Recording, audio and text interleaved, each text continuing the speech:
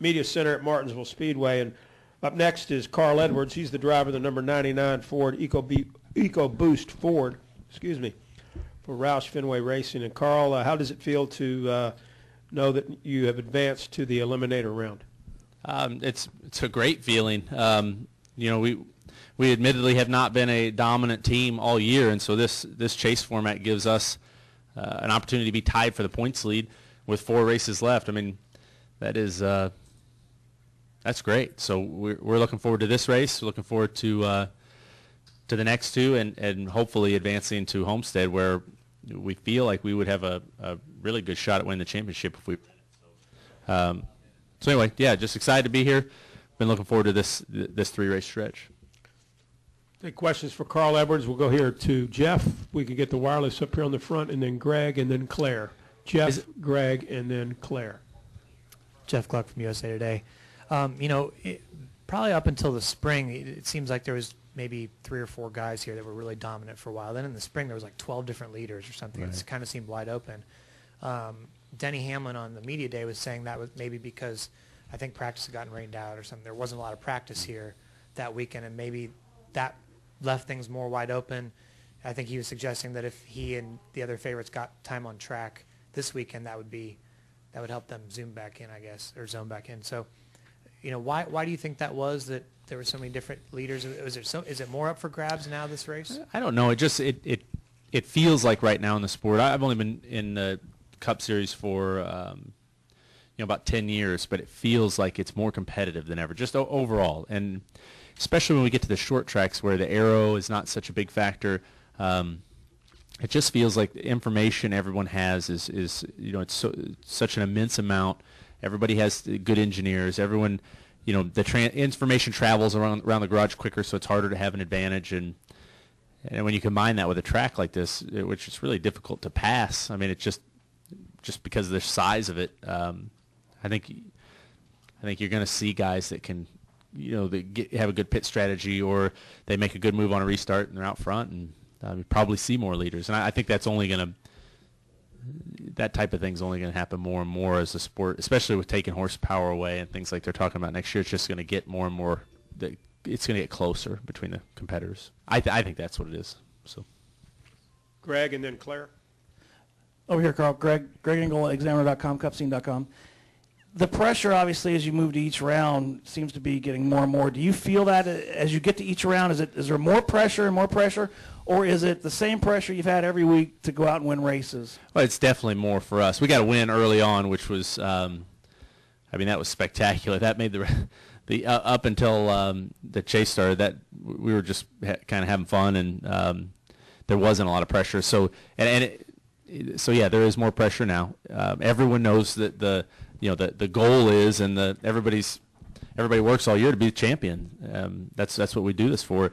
And so I can just my guys, just being here this weekend, I can sense. I mean, a couple of them have already said, man, it'd be nice to win here. It'd be nice to, just advance this weekend. So everybody's feeling that. Claire B. Lang, Sirius XM NASCAR Radio. Everybody's talking about Talladega being, such a tough track, and of course it was at the end of the round, so it makes it different. But what about Martinsville is tough as it applies to this chase? Everybody wants the win here, but what about this track is tough as it applies to the way the chase is? I mean, just look around at the pictures on the walls. I mean, like the one behind you, and it's a tough place. It's a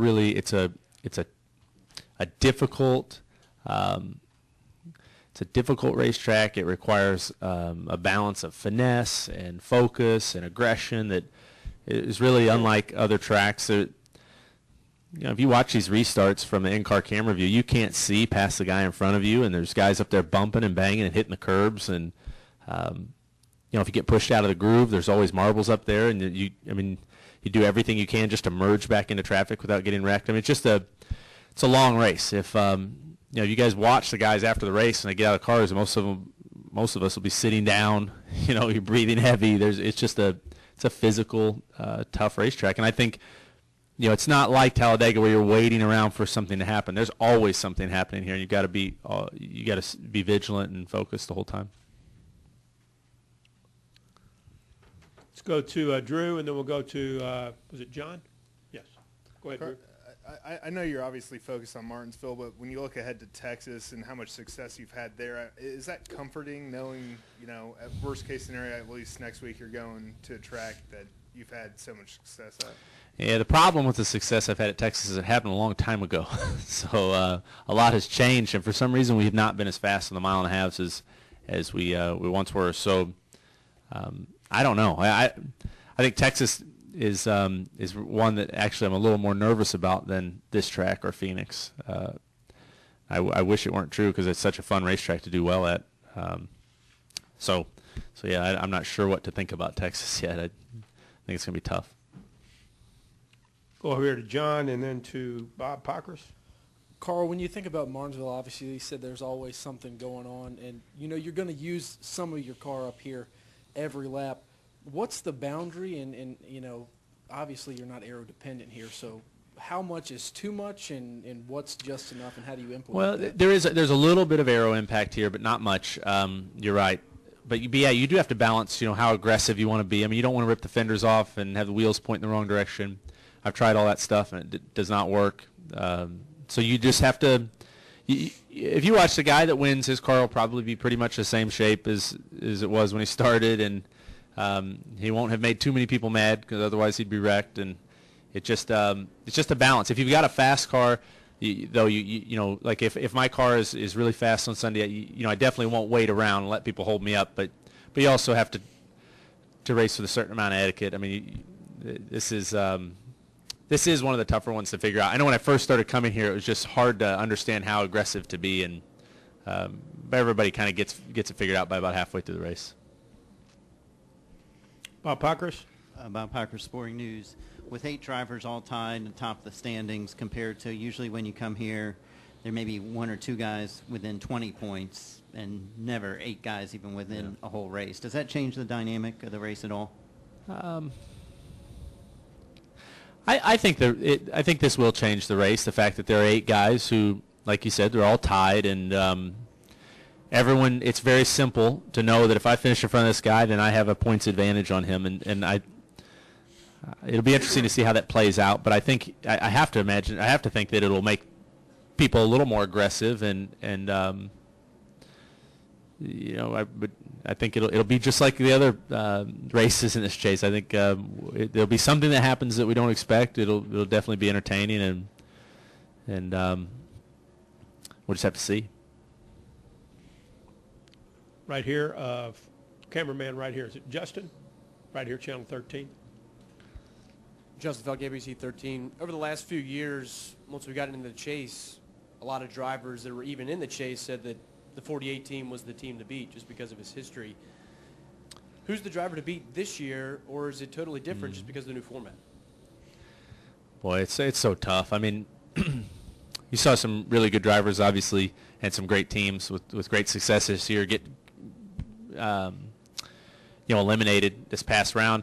I have to say, though, to me, if I really was forced to bet on someone, let me put it a different way. The people I think you're going to have to beat to win the championship are the Penske cars. I feel like both Brad and Joey they're fast every week. They're definitely fast at tracks like Homestead. And if they make it to that final round, they're going to be very tough. You're going to have to really step up your game to beat those guys and win the championship. Back to the far right, Barry. Barry Richmond, Piedmont Broadcasting Corporation.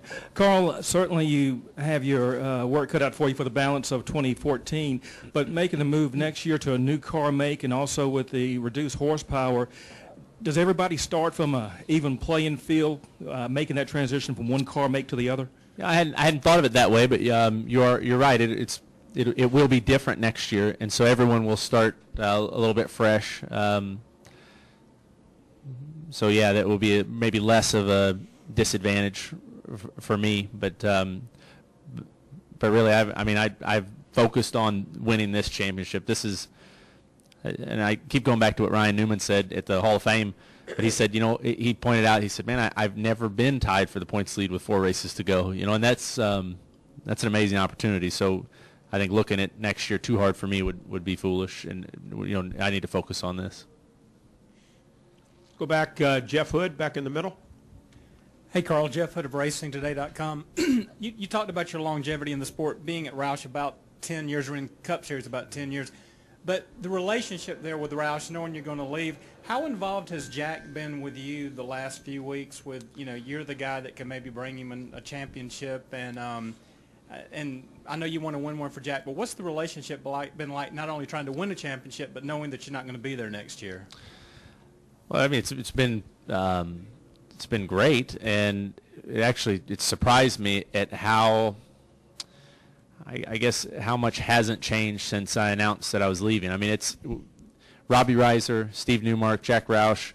I mean, they'll joke around a little bit about it, but there's really nothing but hard work and dedication by all those guys to get this 99 team a championship. So, someone asked me the other day, they said, well, have they been keeping you out of meetings? And I said, well, or withholding anything? And I don't know if they have been. I asked Steve Newmark about it, and he laughed and said no. So we actually had to talk about that, and we thought it would be pretty silly to not go 100% at this championship. So I guess to answer your question, nothing's really changed. And I hope it continues like that. I mean, these guys are my friends, and they're like family to me. So I hope that through this whole process it stays that way.